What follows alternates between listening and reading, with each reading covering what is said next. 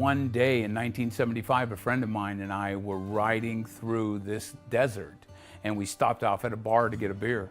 And we were just talking to the bartender, and he was going, you know, there's a place up the road that's filming a movie, and so you guys ought to stop by there if you're looking for work. And that is how I ended up here. My name is Chris Gallucci. I am the director of the Roar Foundation Shambhala Preserve, a nonprofit in California.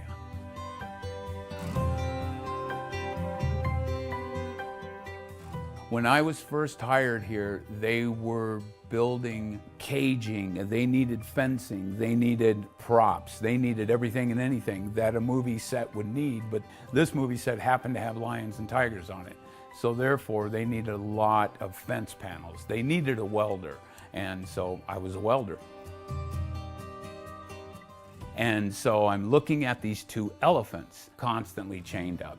And I know what it's like to be chained up, and I don't like it. But this was a very, very long time ago, and the original people that worked with the elephants came from a completely different background, and that's how they were taught to deal with these particular animals.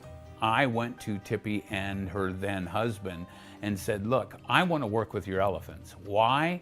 Because I'm going to turn them loose. And Tippy and her then husband looked at me like, dude, you cannot turn that elephant loose. That's the largest African bull in the United States.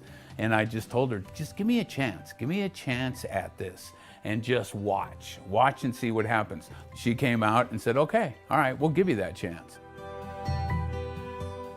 The first thing that I did when I was given the chance to work with the elephants was I wanted to take them off their chains. But I also knew that you're dealing with the largest animal that walks the face of the earth. You let an elephant get out of control, you have a problem that you cannot control. And so I started making their chain longer.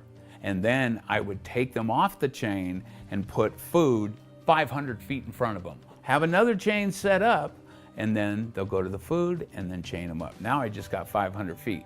So the next day I want 1,000, next day I want 2,000. Pretty soon you've gotten a mile with no chain. The trick is to get the animal to bond with you without the animal know he's bonding with you.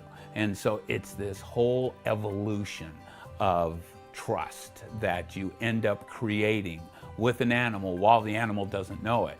Like I said, the animal was following me. As the years go by, no more chains, and I'm following them. And so just constantly learning, figuring out the animal. Every day when I would take them out of the barn, they used to stick their nose in the big dumpster. One day I ran out of the barn, jumped in the dumpster, and they didn't know I was in there. They both stuck their noses in the dumpster, and I just came popping out. And so then they both looked behind them. It's like, this dude's everywhere. I just got you. I got you exactly where I want you. And so that's how I successfully became the Elephant Man. I have been doing this for 41 years. And so what I learned from that was total, complete responsibility. And then that brought me to being successful in what I do today.